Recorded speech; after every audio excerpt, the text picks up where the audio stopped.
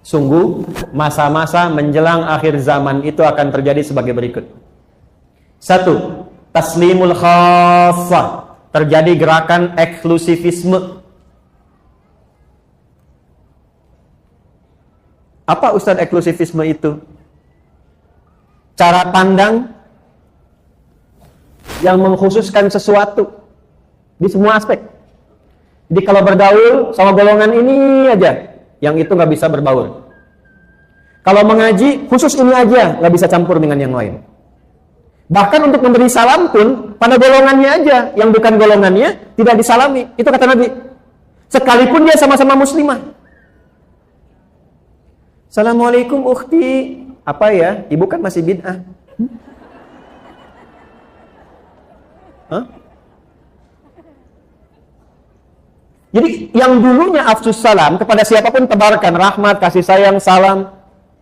Ibu dulu kan kalau bertemu masih Assalamualaikum ya. Temu saya di Timur Tengah itu masuk angkot aja Assalamualaikum.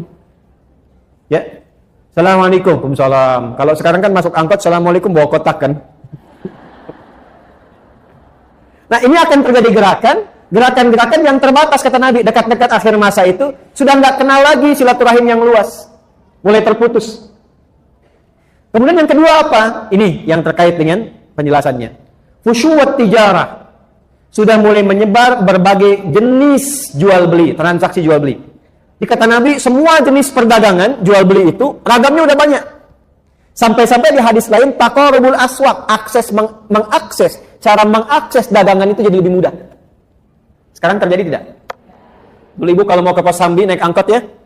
Ya, naik ojek jalan dapat di situ pulang kan? Sekarang keluarkan handphone, klik datang sendiri ya. Terjadi belum? Sudah terjadi? Dan sekarang luar biasanya ragamnya jadi banyak ya pilihannya. Klik makanan banyak semua pilihan. Model jilbab banyak tuh kelihatan. Jadi ibu mau klik apa aja keluar produknya banyak kan? Di satu segmen itu banyak ragam. Kata Nabi mendekat kepada akhir zaman itu akan terjadi ragam banyak sekali. Dalam konteks kehidupan ekonomi, dagangan modelnya banyak, satu menu bisa banyak. Ibu kalau keluar, saya tuh bingung tuh. Sate aja sekarang banyak. Sate A, sate B, sate C, sate ini. Ya. Kemarin mau kurban grade-nya aja banyak ya. Kurban grade A, kurban grade B, kurban grade C, sebagainya. Ya, yang jadi persoalan apa? Sampai-sampai saking banyaknya peluang berdagang itu, istri ikut membantu suami hadir di dalamnya. Fatu'inul mara'atu zawjaha fit tijarati, itu hadisnya. Maka suami mulai melibatkan istri dalam bisnis, dalam dagangnya. Atau kadang-kadang istri inisiatif nyusul suami pengen sama-sama dagang. Terjadi nggak sekarang? Kan? Kayaknya, Pak, Mama buka ini aja deh, gitu ya. Papa ke kantor, Mama pengen buka ini. Salah tidak? Salah tidak? Sampai di sini hadisnya tidak menyoal. Ibu mau dagang? Silahkan. Ibu mau berniaga? Silahkan. Tapi yang jadi persoalan adalah ketika sudah mulai merasa sukses, baik dan seterusnya, istri naik posisi dan merasa melebihi suami, dan disitulah kemudian mengambil tanggung jawab nafkah dalam kehidupan rumah tangga. Muncul persoalan. Dampaknya apa? Satu, mulai mengabaikan tugas pokok. Ini yang dimaksudkan. Akan terjadi masa menjelang kiamat saat perempuan ikut kepada aktivitasnya laki-laki. Maka yang terjadi apa? Satu, pokok fitrahnya mulai berubah. Bu masih ingat tadi? Penciptaan dengan laki-laki sama sempurna tidak? Sama. Walaupun sama-sama sempurna, ada bagian yang beda tidak? Baik, laki-laki punya rahim tidak? Nah, perempuan, walaupun sama-sama wajah, laki-laki perempuan dah kelihatan beda atau sama? Beda. Saya kalau ngelihat Kang Ugi, oh ini udah pasti laki-laki. Nggak mungkin perempuan. Ya kan? Jadi kalau ibu keluar, udah pasti laki-laki nih, perempuan nih, kan? Baik, maka nanti, kata Nabi, akan ada tuntutan-tuntutan dari kejadian-kejadian menjelang akhir zaman yang memaksa perempuan ingin terlibat seperti laki-laki sehingga dia merubah tampilan-tampilan diri. Minimal. Ibu pakaian laki-laki dengan perempuan sama tidak? Akan muncul perempuan yang ingin bergaya seperti laki-laki. Pakaian. Laki-laki wajib menutup aurat? Laki-laki wajib menutup aurat? Perempuan wajib menutup aurat? Menutup aurat sama-sama. Laki-laki sama, perempuan sama. Tapi yang ditutup dan cara menutup kan beda. Jelas? Akan terjadi perempuan mengenakan pakaian perempuan tapi ingin seperti laki-laki. Ada sekarang? Ada sekarang? Bahkan beberapa tempat dibuat seragamnya sama kayak laki-laki kan? Yang paling menarik, boleh jadi sama-sama berjilbab, tapi auratnya masih tampak. Jelas? Maka hati-hati. Kalau sudah masuk ke situasi itu, pertahankan Bu, ini healingnya. Jangan berpaling. Sebab ketika diikuti itu, berpaling dari ketentuan Allah, yang terjadi nanti akan marak apa? Karena pakaian sudah berubah. Awas hati-hati, aurat yang ditutup terbuka. Aurat itu kan kalau sudah terbuka, memancing ya perilaku-perilaku yang tadinya tidak terjadi bisa hadir. Konsekuensinya apa? Zina. Jadi makin marah. Zina. Tuh. Jadi makin marah. Makanya ibu sering baca kan, tanda-tanda menjelang mendekat ke kiamat banyak zina tersebar kan? Nah, pengantarnya itu dari situ awalnya. Laki-lakinya begini, perempuannya ikut berpaling. Tidak dilarang kalau ingin beraktivitas. Ikut bekerja misalnya, atau menyalurkan hobi. Tapi ketika merubah tampilan fitrah, itu yang jadi persoalan. Maka coba perhatikan. Kalau berdandan, berpakaian, dan sebagainya, jaga. Jangan sampai terlibat pada suasana yang sempat di-warning oleh Nabi SAW. Jelas sampai sini? Model. Ini saya bicara dalam konteks iman ya, dalam konteks umat Islam ya. Kalau di luar yang tidak beriman, gak akan kepikiran ini Bu. Gak akan kepikiran. Makanya kalau ibu ke barat, di Amerika, di Eropa, kan, agama itu dianggapnya biasa seperti budaya. Makanya gak ada pikiran tentang agama.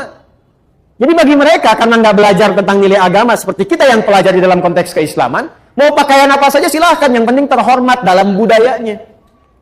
Jadi mau kelihatan auratnya juga bagi mereka yang penting terhormat dalam budaya mereka. Ya, mau pakai pakaian minimalis juga dalam budaya mereka, karena nggak ada konsep ini. Bagi insan beriman, perempuan yang beriman, cara pandangnya berbeda. Jadi kalau ada budaya misalnya di barat dibawa, ya dalam konteks bisnis sah-sah saja. Tapi dalam konteks kita beribadah sebagai seorang perempuan muslimah, perempuan mukminah yang beriman, boleh nggak mengadopsi itu? Boleh nggak mengenakan pakaian yang serupa? Ketika itu dilarang atau berpaling dalam bahasa judulnya ibu, berpaling dari situ, maka yang terjadi pasti persoalan. Saya cuma sarankan saja, selesaikan persoalan itu sebelum pulang menuju Allah Subhanahu wa Ta'ala. Nih, contoh paling gampang sebenarnya begini. Bu, perempuan dalam Islam berjilbab tidak? Ya, nggak ada perbedaan pendapat. Berjilbab tidak? Berjilbab. Laki-laki berjilbab tidak? Tidak. Perhatikan baik-baik. Perempuan tuh berjilbab, hikmahnya banyak. Kalau kita bahas satu saat ayat tentang jilbab, saya urutkan tuh. Dari mulai fikihnya, hikmahnya, macam-macamnya. Itu Bu, saking sayangnya Allah, itu perempuan diminta berjilbab karena sayangnya Allah. Ya ayyuhan nabiyyu, hei Nabi SAW, qul li azwajika viralkan. Bahasa sekarang kan viralkan. Kalau sudah viral, like, share, and comment. Kalau sudah viral, like, share, and comment. Kata Allah, viralkan. Katakan pada istri-istrimu, banatika, dan anak perempuanmu. Perhatikan, wanisa'il mu'minin, dan semua perempuan yang beriman. Saya tanya, ibu perempuan tidak? Perempuan bukan? Beriman tidak? Berarti ayat ini untuk saya atau untuk ibu? Ayat ini untuk perempuan atau laki-laki? Yudnina min jalabibihinna asa an yu'rafna fala yu'dzain. Kata Allah, kenakan jilbab. Kenapa harus berjilbab? Satu, asa an yu'rafna, supaya diketahui mereka perempuan beriman. Kalau sudah tahu, fala yu'dzain, maka melekat hukum pada laki-laki untuk menghormati dan membantu serta melindungi. Jadi dulu Bu, kisahnya begini. Waktu ada perempuan di Madinah yang muslimah, sebelum ayat tentang jilbab turun, itu malam-malam mau buang hajat, kan dulu tuh nggak ada seperti kita toilet umum seperti sekarang. Jadi kalau mau buang hajat tuh ke kebun kurma, kemana, malam-malam ketika akan keluar, diganggu oleh laki-laki Yahudi, preman-preman Madinah. Dilaporkan kepada Nabi. Begitu esoknya dilaporkan, turunlah ayat ini. Disuruh pakai jilbab. Begitu pakai jilbab, sudah viral di kalangan para pemuda muslim. Itu muslimah tuh. Itu mukminah tuh. Maka perintahnya satu kata Al-Quran. Setiap Anda melihat perempuan berjilbab, bantu, tolong, lindungi dia. Kaidah fikihnya begitu, hukumnya begitu. Jadi sebetulnya saya kalau melihat ibu berjilbab kesulitan, saya wajib bantu ibu. Enak bener deh, ibu beli beras, aduh susahnya. Kelihatan sama Pak Duni, saya aja yang bawain bu. Tuh. Saya ada perlindungan. Jadi jilbab itu bukan sekedar dikenakan untuk menunjuk identitas sebagai insan beriman muslimah, bukan hanya itu. Itu wujud sayangnya Allah kepada perempuan. Kalau mau digali dari segi kesehatan, dari segi macam-macam banyak. Tapi kesimpulannya satu, Allah sayang pada perempuan. Dan kalau fikihnya dipraktekkan itu luar biasa. Sekarang kenapa Allah yang sudah sayang, perempuannya berpaling? Allah sayang memberikan jilbab. Banyak orang mencari kasih sayang Allah. Ini Allah langsung memberikan kasih sayangnya. Saking sayangnya pakai nih. Saking sayangnya Allah, bahkan Masya Allah meninggal pun masih dijilbabin juga. Kain kafan perempuan kan beda dengan laki-laki bu ya. Yang perempuan ada kudungnya tidak? Laki-laki ada tidak? Tidak. Jangan sampai meninggalnya pakai kudung, hidupnya nggak pakai jilbab. Ntar malaikat nanya, cie siapa nih katanya? Ya kan? Udah meninggal kok kudung kan?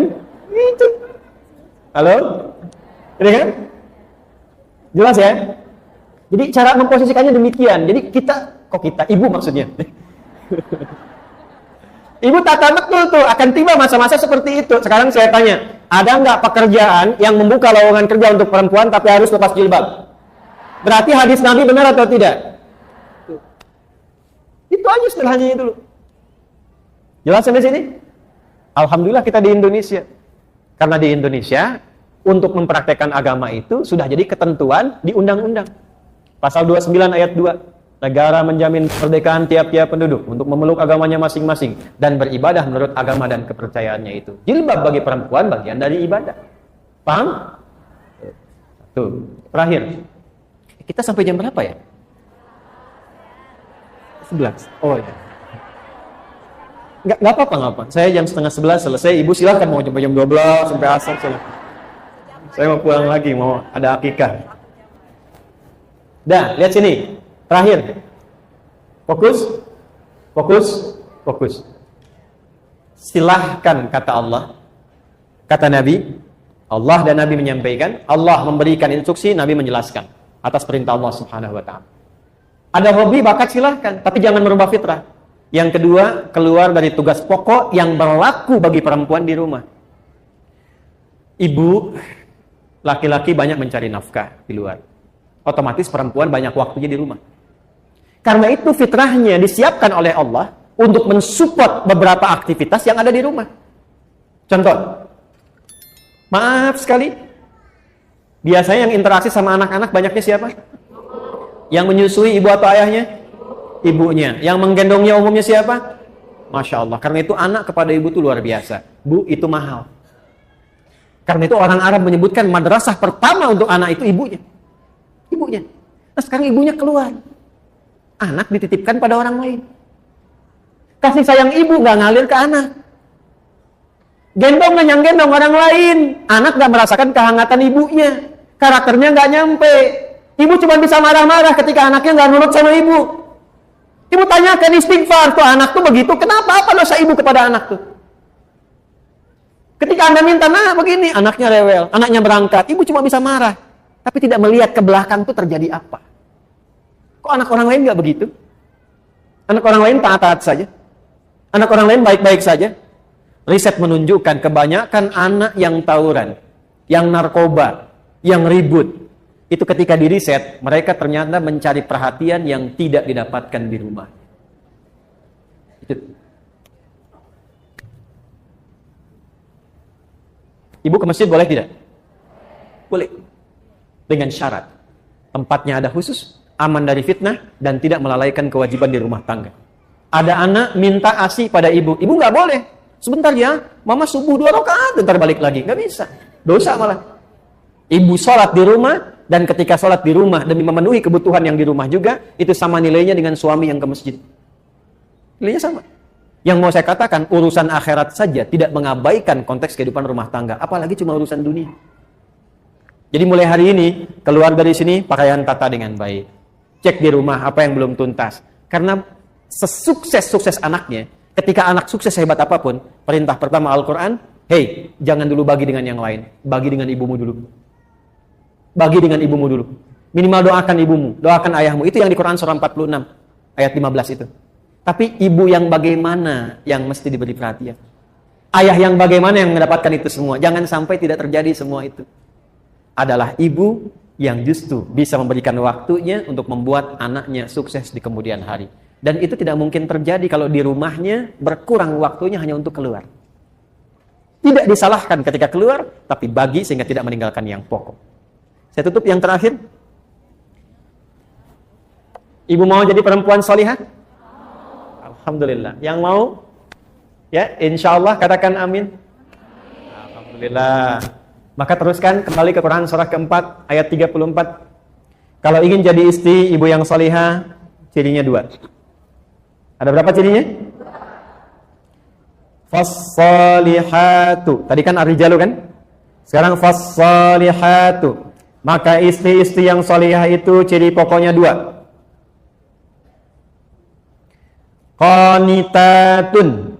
Ciri pertama qanitat, jamak dari kata qanita. Bahkan saking inginnya ada ibu yang memberi anaknya namanya qanita. Ada qanita. Oke. Apa artinya qanita? Ya, itu terjemahan kan ya. Baik. Qanita itu sifatnya kunut, berarti doa kunut itu doa taat dia. Baik. Qanitat artinya kepatuhan yang total. Kepatuhan yang total kepada Allah, itu dasarnya. Kepatuhan yang total kepada Allah.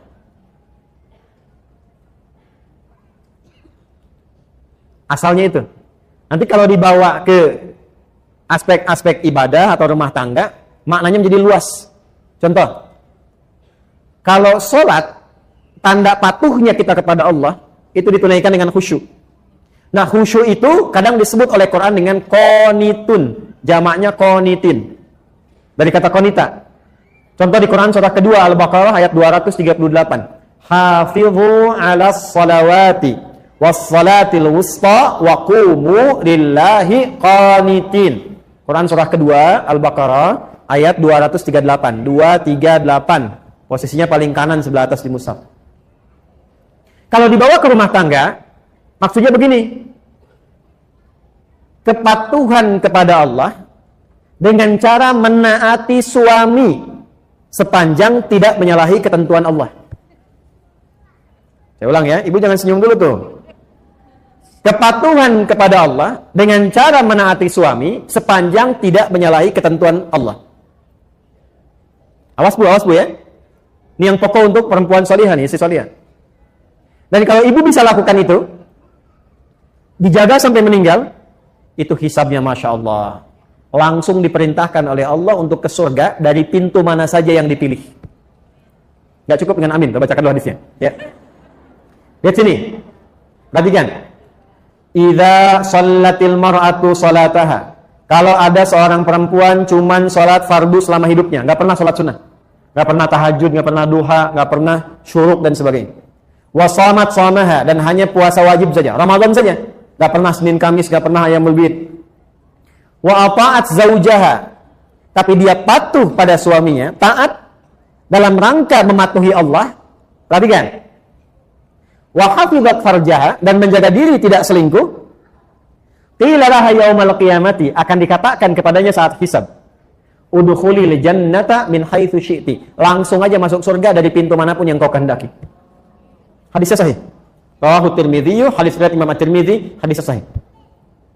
Jadi kalau suami meminta ibu pada kebaikan, ibu taati, bukan niat suaminya karena menaati Allah, itu nilainya tinggi di hadapan Allah. Contoh gini, Mah, pergi pengajian ya, Ustaz Fulan misalnya, bagus tuh. Insya Allah, ya siap, berangkat. Itu kalimat itu nilainya tinggi di hadapan Allah. Mah berjilbab ya, insya Allah siap. Mah anak-anak masuk sekolah tahfidz aja deh, insya Allah. Itu ketika dia respon, tinggi nilainya. Jelas? Tapi saat memerintahkan kepada yang tidak baik, ibu boleh menolak. Saya ulang ya. Boleh menolak, cuma kalimatnya belum selesai. Menolak dengan cara yang baik. Ingat yang pemimpin itu siapa? Suami. Contoh, "Mah, lepas dulu jilbabnya ya. Papa ada family gathering, yang lain nggak pakai jilbab, papa nggak enak." Sebentar aja, cuma 30 menit, dari itu pakai lagi. Ibu kalau jawabnya, "Apa? Tahu nggak, Pak? Ini. Itu rame itu." Tapi kalau ibu cara masuknya, "Pak, dulu mama sebelum meninggal, dari kecil sudah melatih aku untuk pakai jilbab. Nah, aku niatkan pakai jilbab ini di antara amalan yang jariahnya insya Allah sampai ke mama, ke papa. Kalau dilepas 30 menit dan di saat itu kemudian aku wafat, meninggal dalam keadaan tidak berjilbab, kira-kira bagaimana di hadapan Allah?" Ya sudah deh, nggak apa-apa pakai aja, mungkin jadi dakwah. Nah, itu cara masuk yang enak, itu halus. Ya, boleh menolak, tapi cari jalan yang terbaik, yang halus. Terus ya?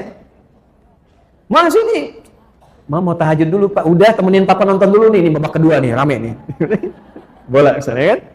Baik, gini aja deh Pak, dalam tahajud setelah sholat, mama doakan klubnya papa bisa menang. Ya udah tahajud kan? Tahajud kan? Tiba-tiba kalah kan, mama sih tahajud. Iya, papa sih diminta menang malah menangis gitu. Aja, udah. Jelas ya? Oke.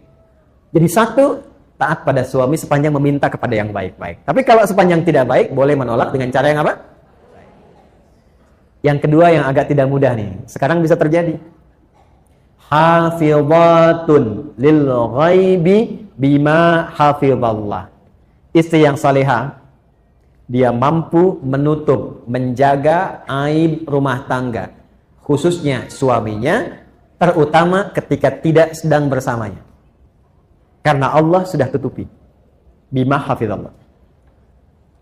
Mampu menjaga aib rumah tangga, khususnya suaminya, terutama ketika tidak sedang bersamanya, karena Allah sudah tutupi. Ibu fokus dengan saya sebentar. Tahan penanya. Perhatikan baik-baik ini. Jika terjadi persoalan di rumah tangga antara suami istri, itu Allah tutupi, Bu. Nggak akan tersebar sepanjang ibu tidak membukanya. Dan sepanjang suami tidak membukanya. Itu akan ditutup sampai kiamat. Sampai masalah itu selesai, atau sekalipun ada yang terjadi perpisahan, tetap akan ditutup sampai kiamat terjadi, sampai pulang kepada Allah. Hisabnya hanya dia dengan Allah. Sepanjang tidak dibuka. Tapi kalau itu dibuka, jadi persoalan itu. Nah, sekarang pertanyaannya, kan laki-laki juga sama kan? Suami juga harus menjaga kehormatan rumah tangga kan? Kenapa sangat ditekankan kepada istri, bukan suami? Itu suratnya surat apa tadi? Surat keempat surat apa? An-Nisa. Apa artinya An-Nisa? Kan sudah salah. Tidak, banyak orang keliru. An-Nisa itu bukan perempuan. Bukan wanita, ibu jangan maksa. An-Nisa bukan perempuan. An-Nisa itu bukan wanita. An-Nisa itu perempuan-perempuan. Beda kan ya? Baik, kalau perempuan itu berapa jumlahnya? Perempuan itu berapa? Banyak. Perempuan itu kalau sendirian namanya mar'ah. Nih tulisannya, Bu. Saya masih ada waktu? Ibu kan enak tinggal masih aja kan saya yang nerangin. Saya tuh kesini, Bu ya, datang sendiri, nerangin sendiri, nulis sendiri, ngapus sendiri, Bu. Alhamdulillah. Ibu tinggal lihat, tulis, catat, pulang masuk surga, enak banget. Tinggal amin aja ya. Mar'ah, tulisannya mim, ra, hamzah, ta, marbutah. Ini bisa dibaca mar'ah, bisa dibaca mir'ah. Kalau mir'ah itu cermin. Ya, makanya perempuan sering dekat dengan cermin. Ya, orang Arab bilang al-mar'atu kal mir'ah. Perempuan itu seperti cermin. Makanya kan ibu senang kan cermin, di rumah udah lihat cermin, dari mobil lihat spion lagi, masuk masjid lihat kaca nako masjid, ngaca lagi, okay? Nggak apa-apa, dicek di tasnya pun ada cerminnya juga, gitu. Minimal handphonenya kan, nggak apa-apa, itu fitrah, bawaan biasa. Mar'ah itu nanti sifatnya muru'ah. Muru'ah itu sifat yang senang menjaga kehormatan. Makanya perempuan itu senang tampil terhormat, jaga rapi, tertib. Beda kan, Bu, kalau saya laki-laki keluar pakaian agak lecek sedikit, biasa. Tapi kalau kelihatan istri, stop. Setrika dulu. rapi dulu. Itu fitrah perempuan tuh biasa. Tapi ingat, perempuan tuh seperti cermin. Ibu tahu cermin? Tahu ya? Cermin kalau dilempar misalnya sampai pecah, bisa nggak dirangkai lagi? Jangan salah, bisa. Bisa dirangkai lagi. Cuma tak mampu memantulkan bayangan yang sempurna. Nah, sifat perempuan itu sama dengan cermin. Kalau dia terlukai, itu bisa cepat memaafkan, tapi sulit melupakan apa yang dialami. Ya kan? Punya masalah tahun 2022, tapi kalau diungkit, kejadian listrik tahun 98 muncul lagi kan? Iya. Jadi itu fitrah Bu, biasa gitu. Masalah satu keluar 1000 itu biasa. Kenapa sih Pak? Gini-gini. Dulu kan Bapak, dulu kan? Padahal masalahnya sekarang kan? Nah itulah mar'ah. Tapi kalau banyakkan, laki-laki itu masih konsisten jamaknya. Rajul jamaknya rijal. Kalau perempuan beda. Sendirian dia mar'ah, banyakkan dia nisa. Udah beda sendiri, hurufnya udah lain. Katanya udah beda. Bu, rajulun. Ra-nya ada, jimnya ada, lamnya ada. Jamaknya rijalun, ra-nya masih ada, jimnya ada, lamnya masih ada. Cuman tambah alif. Ini mar'ah, nisaun. Mimnya kemana? Ra-nya kemana? Ta-nya kemana? Kenapa jadi nisa? Nisa itu seakar juga dengan kata nasa. Apa itu nasa? Di antaranya adalah sifat yang mudah mengungkapkan apa yang dirasakan. Di perempuan itu sependiam-pendiamnya sendirian. Kalau ketemu temannya bisa cerita. Saya nggak bilang curhat, cuman bisa cerita. Makanya kata Quran, kenapa ditekankan ke perempuan dengan nama nisa? Kalau sedang kumpul dengan teman-teman, ada masalah apapun dengan suami, jangan dibuka. Memang judulnya pengajian, tapi ketika datang kan beda sapaannya. Assalamualaikum, Ece damang, alhamdulillah, saya kumaha damelan, alhamdulillah lancar. Suami kumaha di situ masalahnya, aduh. Kan judulnya pengajian kan, tapi yang dibahas tuh bisa suami. Sekarang itu lebih parah, hadisnya nyata. Belum datang ke pengajian, udah bikin status. Tuh. Itu baru keluar kawan tadi bikin. Aku tidak mengira, engkau tidak seperti aku duga. Terus yang menyebalkan itu ditungguin komennya, dilihat siapa yang komen. Teteh kenapa? Paham ya? Itu terjadi tidak? Halo, terjadi tidak? Pakai jilbab aja bikin status. Sudah sampai TSM, tinggal menunggu Ustadz. Ayo, tuh ayo. Oh, kan? Hadisnya betul tidak? Qurannya betul tidak? Berarti ibu semua butuh healing. Ya kan? Jelas ya? Tuh. Itu tuh sederhana Bu, tapi dalam sekali. Dan itu nanti di Ali Imran tuh lebih dalam lagi. Akan membuat kalau itu dipertahankan, boleh kok Bu. Pasang status itu boleh.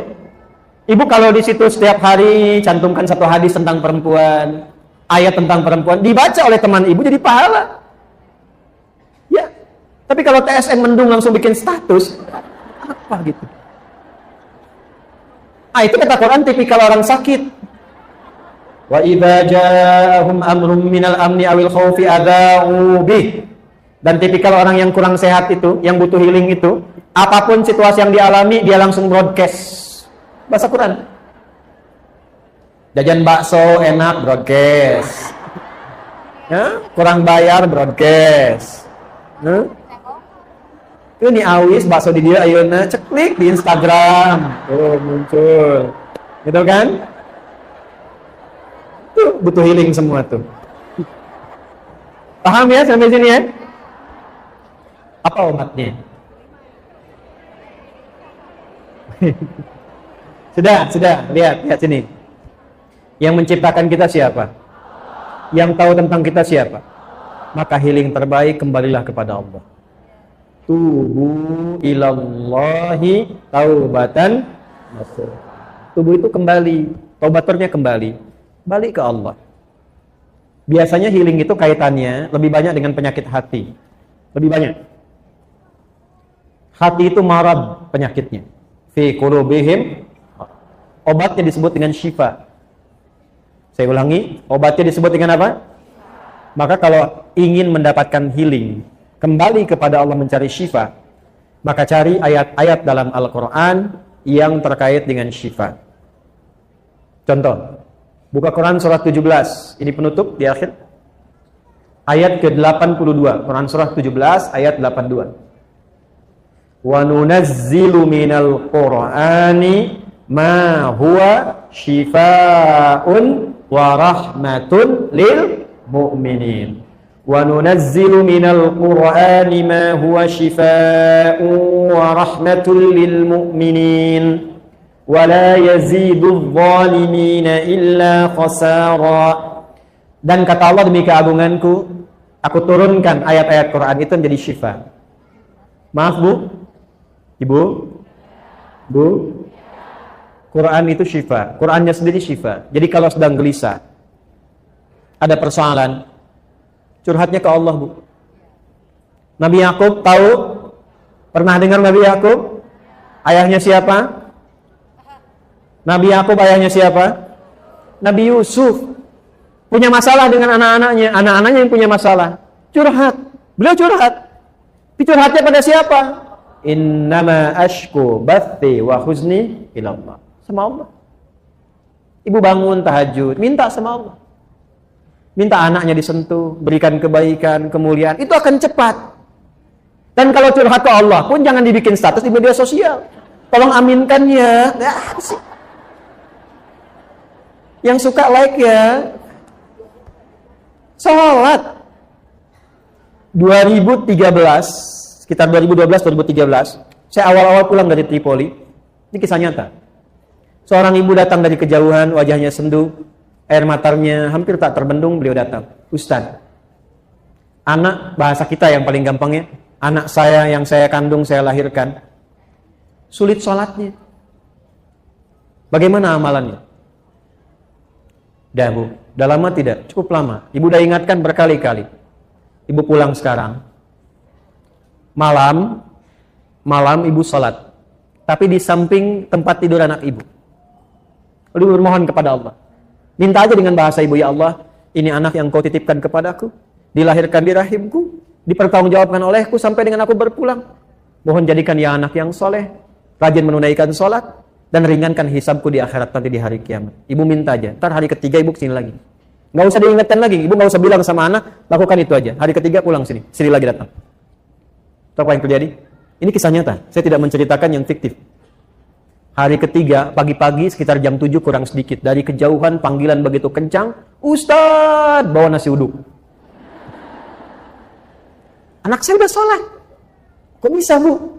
Jadi tepat di malam yang ketiga itu, anaknya bangun, dia berdiri, langsung dia kejar, dia peluk ibunya, dia menangis. Mama, maafkan aku, katanya kan. Maafkan aku. Ibunya pun ikut nangis. Aku kan selama ini nggak sholat karena mama kan dulu juga nggak sholat. Bapak juga sibuk begitu. Keluarlah kalimat itu. Maka keduanya saling bermaafan, saling berpelukan dan sebagainya. Di situ berjanji anaknya untuk menunaikan sholat. Bahkan datanglah kemudian ke pesantren, kami siapkan murid untuk membimbing. Dia bukan hanya sholat tapi menghafal Quran. Sejak saya tinggalkan itu sudah 3 juz, mungkin sekarang sudah 30 juz. Dari anak yang tidak sholat menjadi penghafal Quran. Itu. Jadi banyak sekali persoalan yang healingnya itu justru saat dihempaskan di atas sajadah itu. Bukan saat dihempaskan di media sosial. Ya, jadi kalau ibu mau curhat, cari yang solutif. Minta, kembali kepada Allah.